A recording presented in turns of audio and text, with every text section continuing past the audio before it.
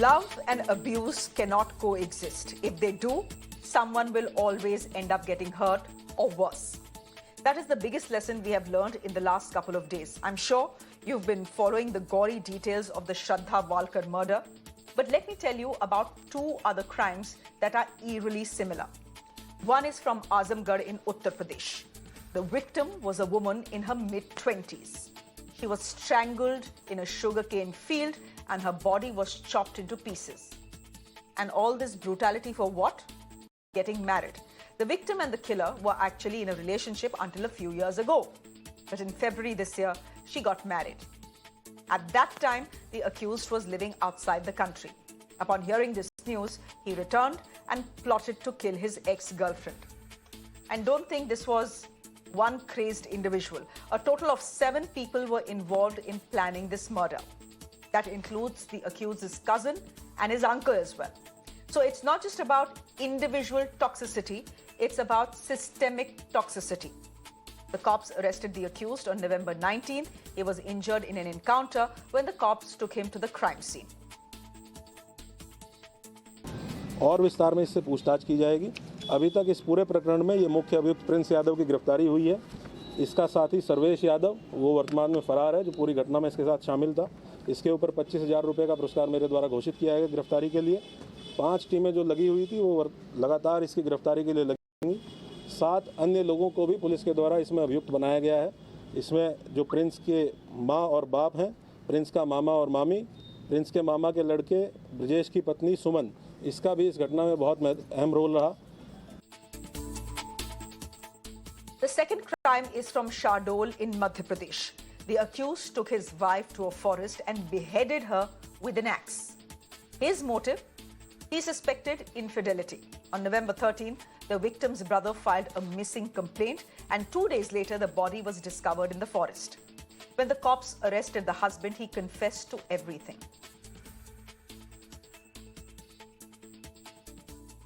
इसमें पति और पत्नी दोनों को साथ में लकड़ी कटाई के लिए जंगल जाते हुए लोगों ने देखा था और उसके बाद से पति लगातार फरार था।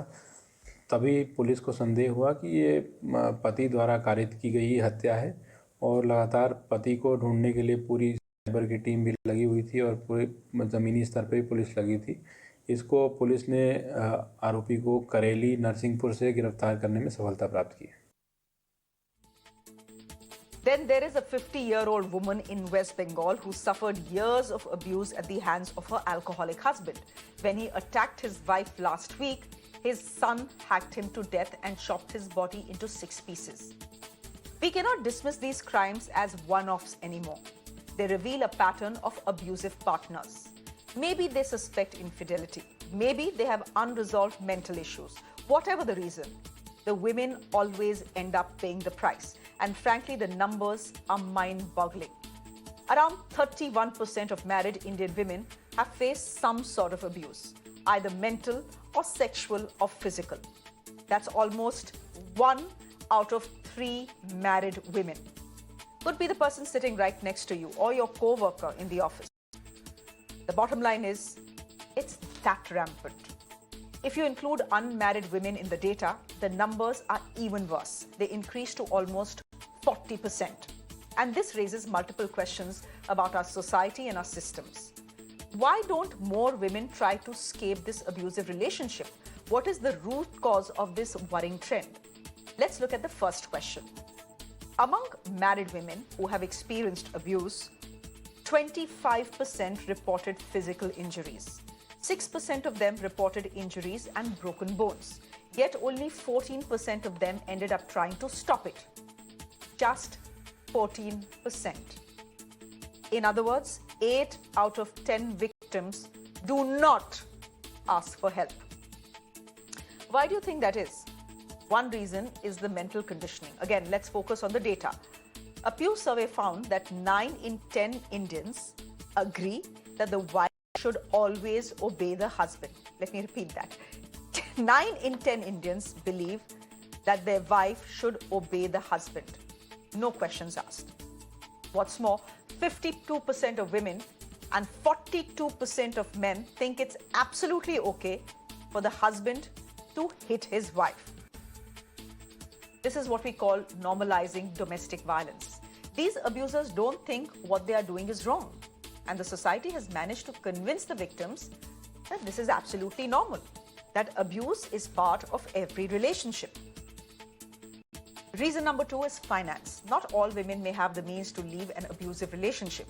They may not have a house or the income to walk out, and that's what these abusers are capitalizing on.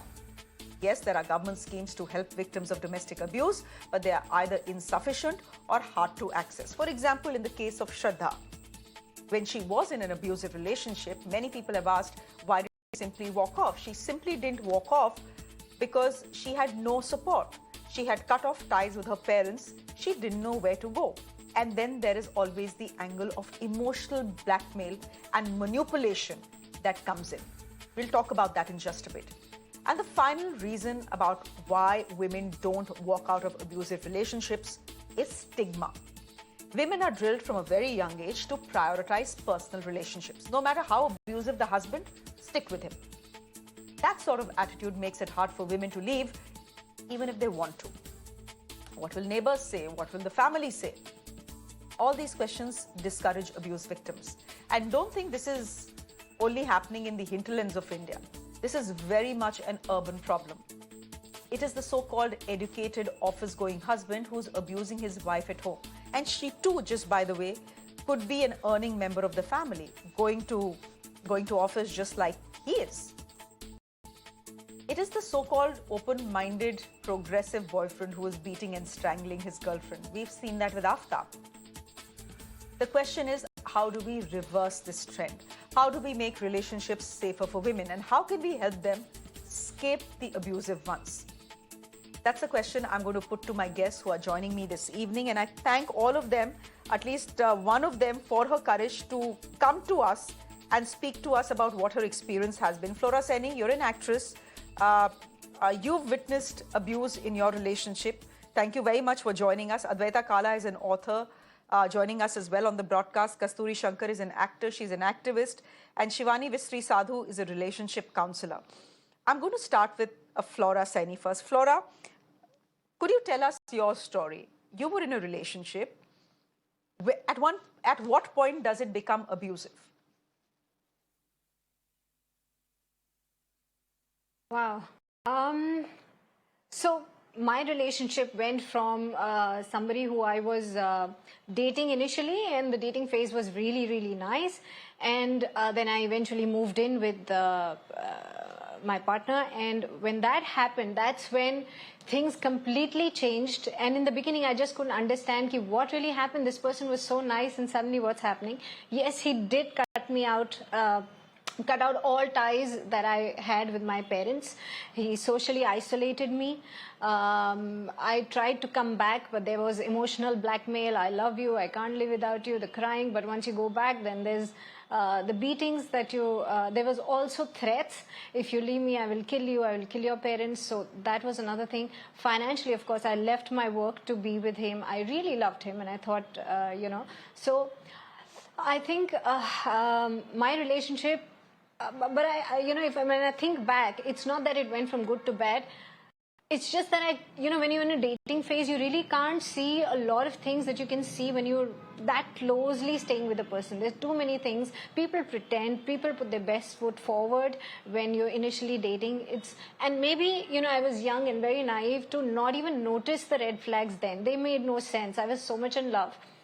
But like you began this segment today saying that love and abuse cannot coexist, and damn, I agree with that, because somebody who says I love you cannot call you names, cannot beat you up, cannot kill you. I mean, what sort of love is that? And this took me that period of violence to understand what love is. My definition of love, maybe that was maybe that was the conditioning, the society, what you hear, what you see in films. Maybe it was all of that I didn't know. Okay, the first time somebody calls you names, somebody hits you or slaps you the first time, that's your sign. Person who loves you cannot call you names, cannot slap you, cannot abuse you. For everything else, yes, there'll be fights, but you talk it out if somebody really loves you. And it took me a long time to understand that. And when people ask me, so Flora, why did you're educated? Flora, can why I did ask you you stay this? put? Why did can you? I ask? Yes. Yeah. Yeah, that's exactly my question. You're an actress. Yes, Shreya. You are doing well for yourself. You're earning your money. Your parents have given you a good education. You have a strong background, I know that. If I'm not mistaken, you're an army kid. Why did you stay put in that relationship? Right. Like I said, I met so many women after I came out, and I would hear their story and think to myself, why don't we come out? And it takes a lot of guts, because the person who is in this case, it's a hunter and a prey strategy, and I think most of the abusers have this certain character trait. They actually kill your self-confidence. That's how it works. They will make you feel so low, so small about yourself. The side comments about you don't look good, have you seen yourself? That's how they make you so dependent on themselves. You start looking up to them, oh my God, you'll never find. You really have no self-confidence, no self-esteem. I walked out with zero confidence, and I was doing well. I was an actor. I mean, people look up to me. There's a fan following, and I came out feeling, oh my God, why would people like me? I don't look good. Nothing about me is perfect. I can't even tell you the mental torture, the trauma that an abusive relationship can, the way it scars you for life, and it takes years and years of conditioning to finally come out of that. Your complete mental makeup changes totally. I really don't have an answer why girls stay in that situation, but yes, there is emotional blackmail. It's not easy to leave someone who's so used to, abusing you. They love you, I love you, they crying, you'll always be back. And also that they cut you out, so you really don't have, like I left home to be with this person. I couldn't go back to my parents. Not that they wouldn't have taken me back. I'm the only child. They would have happily, done everything for me. But just the fact that I fought against my parents and chose to be with this person, I didn't have the confidence, the face to say, Mama, Papa, sorry, I made a mistake. Can I come back? I wanted this to work. So believing that things will change. Meri galti hogi. They make you believe that everything, every slap, every beating, every thrashing is your mistake. You said this, you started this, so I beat you up. It's so not right. Love and abuse, I'm going to carry that in my head for the rest of my life. That is so true. Love and abuse cannot coexist. And the person who's given this line is actually my writer, Pratik. So it's not a woman who's saying this. This is a man who's saying this as well. Wow. Shivani, you're a relationship counselor. Yes, isn't it? Shivani, you're a relationship counselor. Is this the pattern that every abusive relationship follows? That it starts with maybe a slap, an abuse, a verbal abuse, goes to a slap, then escalates to beating. And if women choose to stay on, in abusive relationships, they could end like Shraddha. And I ask you this question because I was reading a survey that is done in America, not in India. This is an American survey, but I'm assuming that abusers follow the same pattern all over the world. It said that 75% women who were in abusive relationships were killed when they tried to leave. Shreya, good evening. So I think let's first understand that abuse comes in many forms. Okay, unfortunately, people think that domestic violence is abuse, but abuse comes in many forms like mistrust, controlling behavior, jealousy, manipulation. Disrespect. Disrespect is one of the most profound relationship killers we see in couples therapy all throughout, day in and day out. Controlling behavior, lack of support, social isolation, codependence, financial behaviors, unmet needs. So what happens when you start entering into a relationship? So everything looks fine, everything looks hunky-dory in the beginning, but then slowly you start finding these behaviors in the relationship, but as we call them, red flags. So what happens when you start finding these red flags, you start to ignore them, thinking, okay, it's one of the case, it's not that bad, he's not that inhuman, he's not that insensitive, maybe I am overthinking, maybe I am judgmental towards this person, and so on and so forth. But slowly, when these things become a pattern, then it becomes very difficult for the woman to stand up for herself and tell the person, okay, I cannot be in this relationship. And that's when all the toxicity starts to escalate. Yeah. Advaita, I was having a conversation with a colleague of mine who works in the very organization that I work for now, and she was in an abusive relationship. They were not dating. It was an arranged marriage. She had been married 2 months. She says it first came with, verbal abuse, much like Flora. It then came to a thappad, a slap, and then it escalated into rapes and beatings. And I asked her, again, the same thing I asked Flora. You're educated, you have a job, you have your entire family supporting you. Why did you not walk out? This was not even a love marriage. This was an arranged marriage. Why would you face abuse in a relationship like that? And she told me, I kept hoping that things would get better. I didn't want my relationship to end because it was a failure that would have reflected on me. And then, of course, she says that it came to a point where I had no choice but to speak to my parents.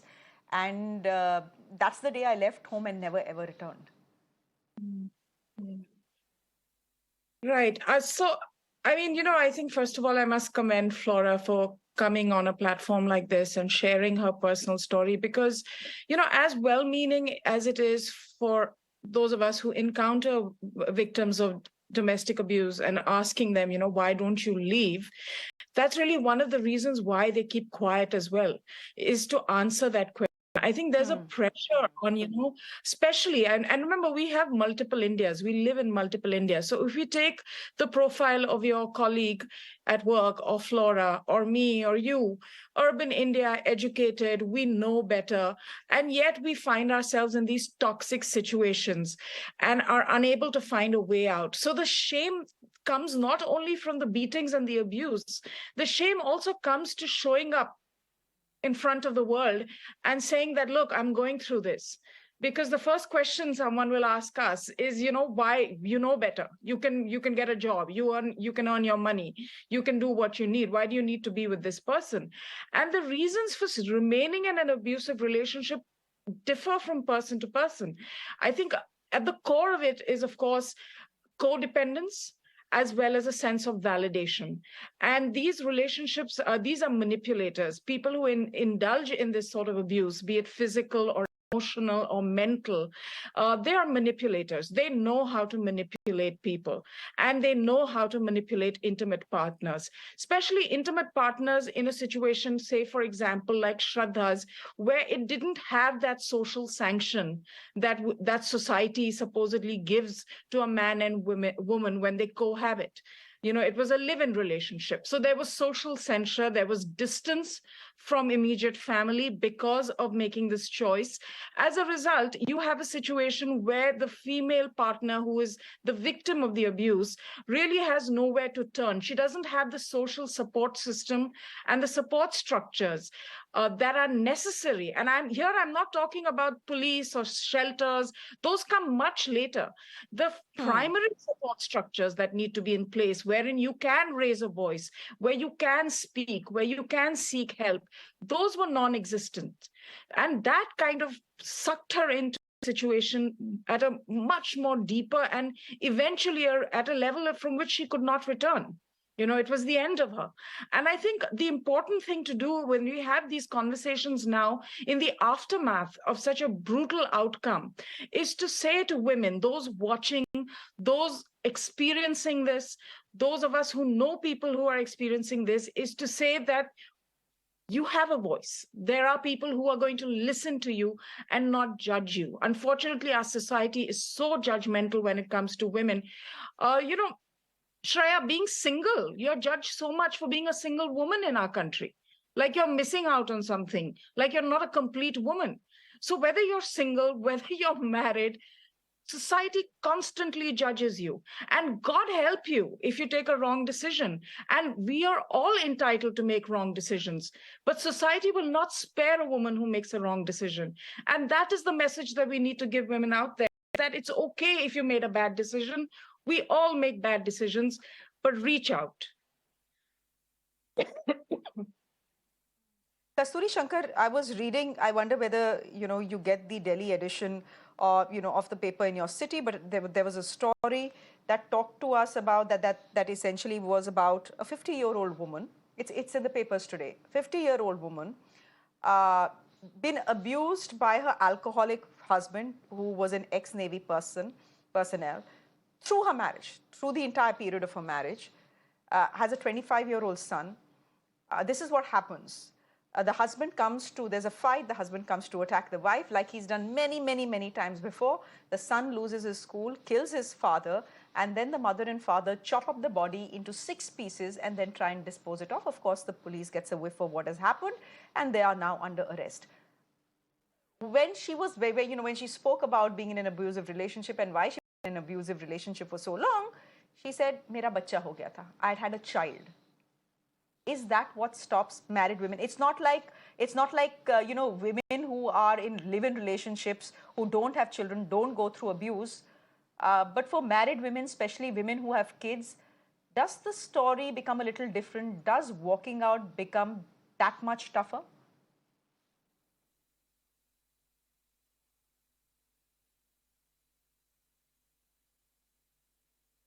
Kasturi, you'll have to unmute yourself.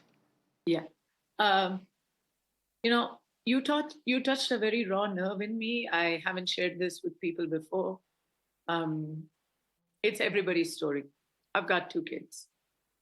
And, Advaita talked about having a support system to reach out to. I'll tell you, in India, the support system that you reach out to is the system that's telling you to go back. Not belittle, not defame your family, your friends, your status in society. अरे लोग क्या करेंगे? बच्चों का future क्या होगा? It is just, there is no support. What support are we talking about? You can get support from friends who will also be ostracized along with you. So there are people who will reach out, unless you reach out to cops. And even if you reach out to society as a whole, what do we do for our rape victims? We have still not, as a society, gone very much past victim shaming, victim blaming. The entire Me Too movement, which was so powerful in Islamic countries, was a damn squib in India because everybody sided with powerful men, and everybody actually maligned the women who were brave enough to come out. They lost their livelihood, they lost their credibility. How are we going to come out and ask for justice when the biggest crime that we commit is coming out and asking for justice? I was there. I've been there. I've been out of it. And I've been there in another relationship before that where everything is your fault. Society tells you that it's the woman's fault if a relationship fails. Guys, guys will be guys. Mulayam Singh Yadav ne bhi kaha tha. Nirbhaya ke rape ke bare mein. Guys will be guys. Women have to take care. Women have to dress properly. Women have to be patient. Women have to look after the family welfare. तो क्या हुआ कि वो तुझे मारता पीटता है? You have to be patient. Don't come to us with your problems. Think about the greater good. I did think about the greater good. You know what? It's true. My children pay the price for my actions right now. And I live in guilt every day about that. I'm resentful that my relationship ended. Even though it was a crappy relationship, I'm resentful that it ended. Do you even understand the compulsions that the Indian woman faces when somebody like me says that? Somebody who's educated, who has her own livelihood, still, at the end of the day, 15 years of doing nothing, because as Flora said, they cut you off. You won't have family, you won't have friends. Anybody who talks sense will not be welcome. You won't have a way to earn money because being an actor is, we're not acting. We're just whoring ourselves. So, anybody who was broad-minded during the time of meeting us suddenly becomes a medieval man. So what do you do? I don't blame individual women for holding their tongue and waiting with a Beauty and the Beast syndrome, hoping that someday they can change their man. Someday, if they keep giving and giving and giving, someday they will give back. Because you know what? That's the only fairy tale that we are afforded.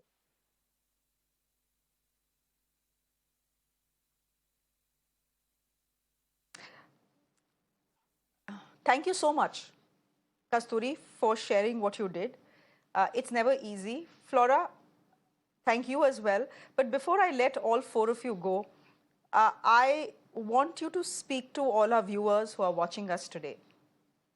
Flora, as someone who has endured an abusive relationship and gotten out of it, what is the advice you will give women who are probably going through what you did many, many years ago?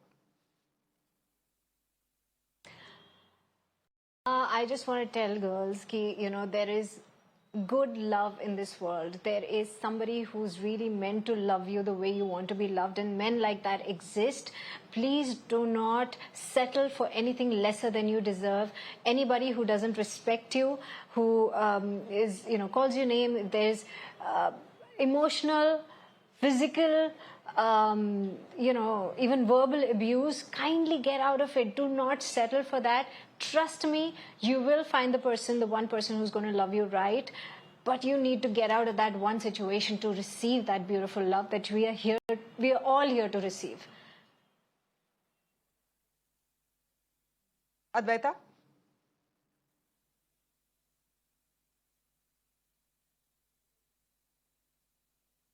Sorry about that. I would say, please look out for the signs, look out for the red flags. You know, are you facing a situation where you are being distanced from your family, from your loved ones? Is your partner becoming more controlling, more suspicious, taking more of the decisions as opposed to being in an equal partnership in the home? Is he controlling you with money and other mechanisms?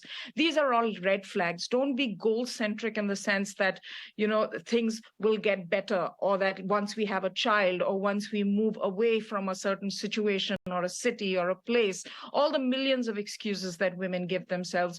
Don't look at those. Secondly, please start building a support network. It doesn't necessarily have to be your family or even your very close friends. It could be someone you connect with on another level who can be there for you and who you can communicate candidly with. You know, I know therapy is not a very big thing in our country and not everybody can even afford it.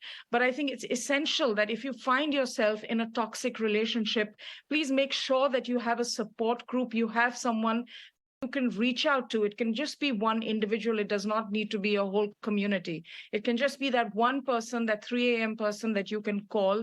And trust me, I mean, your physical safety should be paramount for you, because even when you're on an airplane, and this is for women with children, even when you're on an airplane, they tell you if there is an oxygen shortage, put the mask on yourself and then put it on the child. So unless you're safe, you're secure, you're healthy, you're mentally well, you will not be able to look after your children or your aging parents or any of those responsibilities that are making you stay silent. So please go out there and trust me, you will be heard and you won't be judged. The world is changing and we have to believe that even our society is changing. Shivani Sadhu, give me an honest answer to the question I'm going to ask you. Is it worth even trying to mend an abusive relationship? For example, will a relationship counselor help? In your experience, what is it that you have seen and what would you advise women? Yes, yes, I've seen women who come to me for therapy, for individual therapy. They do get help and in the right forms. But first, I would like to say a few things. First, like what Advaita said, I would endorse that fact. Get support from wherever you can. Second, speak up for yourself. Okay, if you cannot respect and love yourself, nobody else is going to do that for you. It is your responsibility to speak up. Third, have firm boundaries around yourself. Love does not warrant slavery. Love does not warrant coercion. Love does not warrant, for sure, disrespect. And then I would also suggest any woman who's going through these emotional turmoil or physical abuse in the relationship is to identify the red flags. Do not ignore these red flags thinking, okay, this is one of the case, because these red flags one day become a carnival. Okay, so do not fall into that trap. Fourth, work on yourself, okay, because sometimes we as women think that because I might be not enough for this man, or there may be something wrong in me because of which he doesn't find me attractive. Do not fall into that trap again. Work on yourself, work on your self-esteem, work on your insecurities, work on your patterns, work on your trauma if you have had any in the childhood. Work on yourself. And if after doing all of these things it doesn't help, I think you should look out for the exit sign, because there is no point living in a relationship that is toxic. It's only going to give you pain, misery, helplessness, frustration, social isolation, gaslighting, and it is not worth it. Trust me. Yeah. It's not worth it. Kasturi, I'll give the last word to you.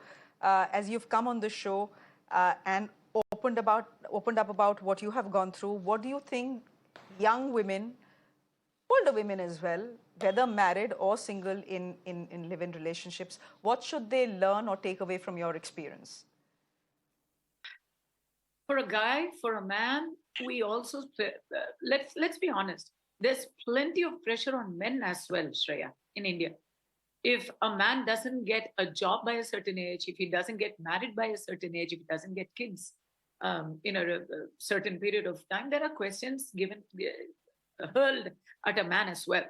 But where it differs is that the man, if married, can then conveniently divert all those questions and give one-point answer, his wife. He can blame all his failures on the wife. So based on my experience and based on me actually being a qualified lawyer, I work with a lot of women who face domestic abuse. And this is what happens.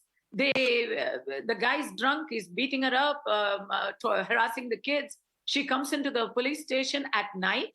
Next day morning, she's coming back and saying, please leave my pati Parameshwar, please let him go. I'm so sorry, I had a change of heart.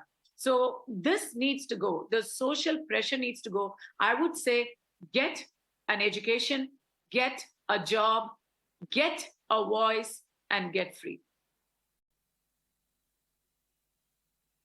Kasturi Shankar, thank you very much for joining us. Shivani Mistry, thank you very much. Advaita Kala and Flora Saini, thank you very much. And Flora, to you as well for coming on the show and sharing what you went through in your abusive relationship. We'll end this conversation here, but I hope many of us can have this conversation not just today in the aftermath of what has happened in Delhi or in West Bengal, but often enough and loud enough so that there are women out there possibly going through this abuse who, take something away from these conversations. I hope the courage more than anything else to walk out of these abusive relationships. Thank you very much all. I'm slipping into a quick break on the show. There's more coming up on the other side.